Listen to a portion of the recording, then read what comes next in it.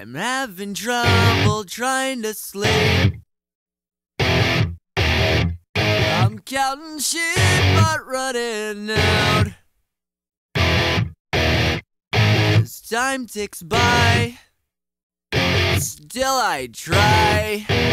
No rest for cross-tops in my mind. On my own, here we go.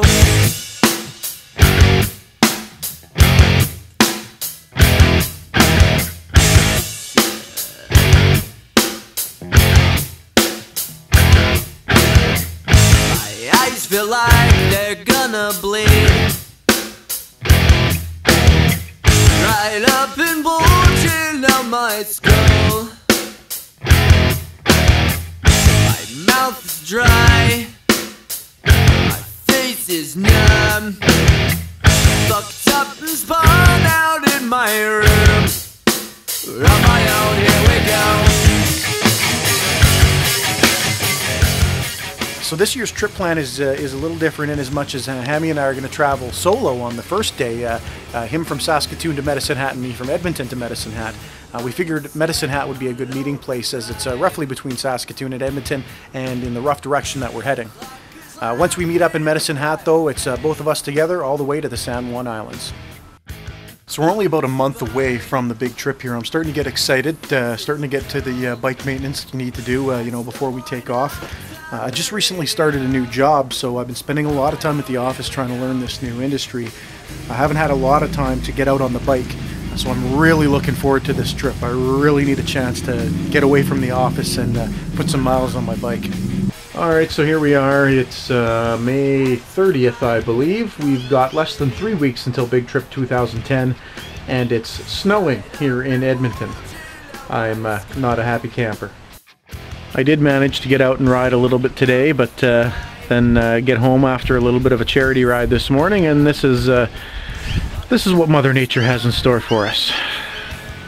Okay, well it's June 10th. We're a week and a day away from Big Trip 2010, and I am about to go up north to work for a week. So this is my night of packing.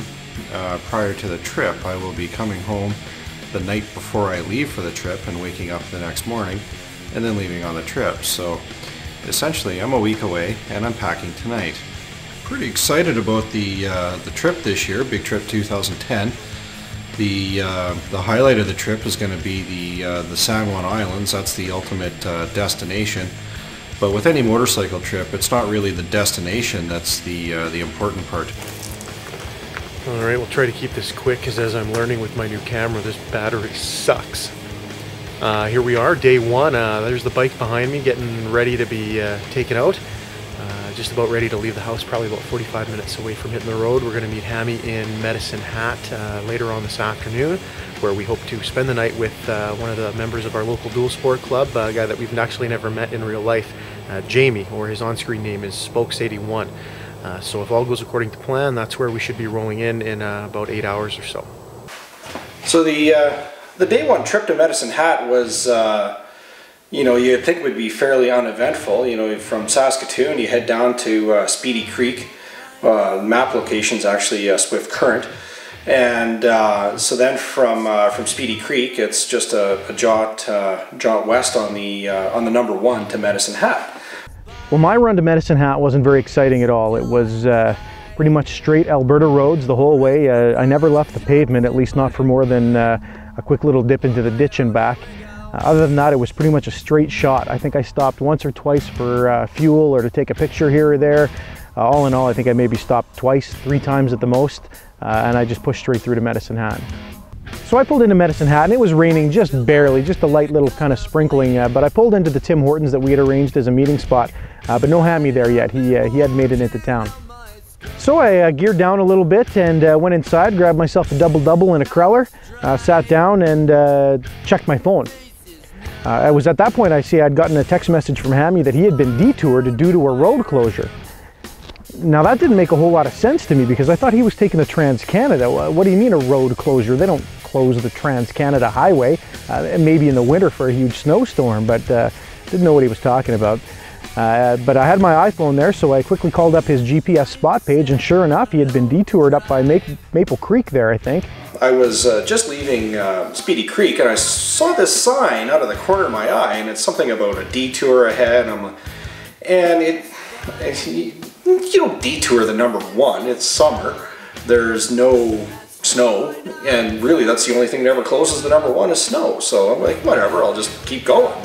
We had a lot of rain this spring, and as we would find out later on Big Trip 2010, that there was really the year of the rain after last year's year of the fire. So sure enough, I'm rolling along, and all of a sudden there's not a lot of traffic coming the other way on the number one, and really it's just traffic going west, and there's nothing coming east. And so, you know, by that time I'm pretty well committed, and you know, you just kind of have to keep going ahead. And it was at Maple Creek when I ran into the first roadblock. Flooding from heavy rain has swamped part of the Trans-Canada Highway near the Alberta-Saskatchewan border. Officials in Saskatchewan say the road is closed from the junction with Highway 21 right to the Alberta boundary. Drivers are being forced to take a 200-kilometer detour. Yeah, anyway, the roadblock at Maple Creek was, you know, we roll up to that, and they ask if I was going to Medicine Hat, and to which I reply yes, and they tell me, and they point up Highway 21. So now I'm on a two-lane highway with no shoulder, blasting up Highway 21 north away from not really in the direction of Medicine Hat. So I rolled into Medicine Hat a little bit later than I had expected, and having made Whitey wait at the local Tim Hortons for my arrival. Well, after a while hanging out at the Tim Hortons parking lot there, eventually I could see the Versas down the road, and before I knew it, Hammy was pulling in, and we were a team once again. There he is. I don't know, let me see if I can tighten up there. That's him there at the corner. So it looks like we both made it to Medicine Hat, safe and sound. One of the local dual sport club members had offered us his backyard to camp in, so we had taken Jamie up on this offer. He wasn't going to be done work for a little while, so we hung out for a little bit before making it over to his house. We ended up beating him home from work, but soon he was there, and him and his wife were really great, really nice people, very generous. Not only did they give us their backyard to camp in, but also laid out a feast of burgers and beer for us, which was absolutely great. They also introduced us to their neighbor, another lovely lady who was really generous. She had offered to give us use of their fire pit in her backyard for the evening, something we took her up on right away. So here we are, night one, Jamie's backyard. Jamie's playing Swedish Chef over there, cooking us up some burgers. Woohoo! Already had the beer going, so that's good, as you can tell by the narration. Tents in the backyard, probably one of the nicer places we'll be staying in the next few days. Although I have to say I'm not too thrilled about the closeness of Hammy's tent to mine. We're gonna have to do something about that later. So we had some burgers and some rum and some beer, and everything was starting to look up for the night. We had our tent set up, and decided and figured out that we were going to have a bit of a fire in the fire pit. Now, neither one of us had actually met Jamie in real life before, but you really couldn't tell because before you knew it, the three of us were all sitting around the fire drinking beers and telling bike stories.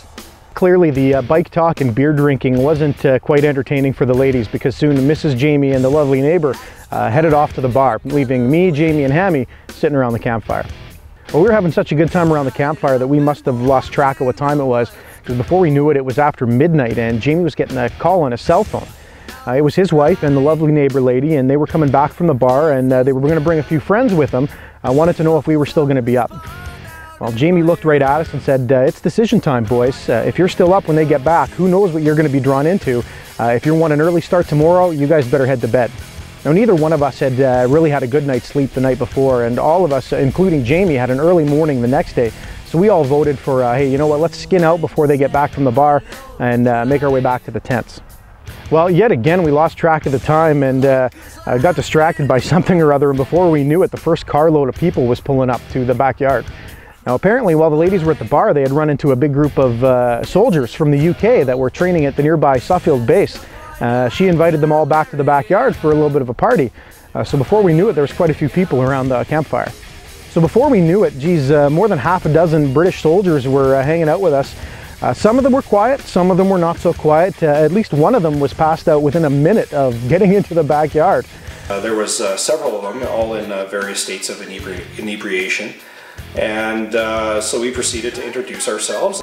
But all in all, a really great crowd, and we had a lot of fun hanging out with them. We're going to change the music at this party right now. We're drinking, and there's loud music, and it is drinking. What are you talking about? We're not drinking. Now, I bet you that night I couldn't have told you what these people's names were, and now, months after the fact, I have no chance in remembering any of them, except for one guy named Gordy. This guy was a riot, and soon he was one of our best friends too. He was making us laugh all night. He was a real riot. All night he couldn't, for the life of him, remember my name, but I was wearing a Superman shirt at the time, so he just kept calling me Clark. So anyway, I proceeded to hang out and talk to the soldiers and see what they were all about, and yeah, so that was kind of cool. So it got to the point where an old guy like me just couldn't keep up anymore. Hammy and I needed to call it a night, so we kind of snuck away from the party and crept back over to Jamie's backyard where we had set up our tents. We called it a night. That was it for us, but we're still only 24 yards away from where the party's going on the other side of the fence, so we could still hear everything going on. It was only about 20 minutes or so after we had left the party that we heard the cops show up. Well, the cops quickly shut everything down, and after that it was pretty quiet. Well, maybe quiet's not the right word.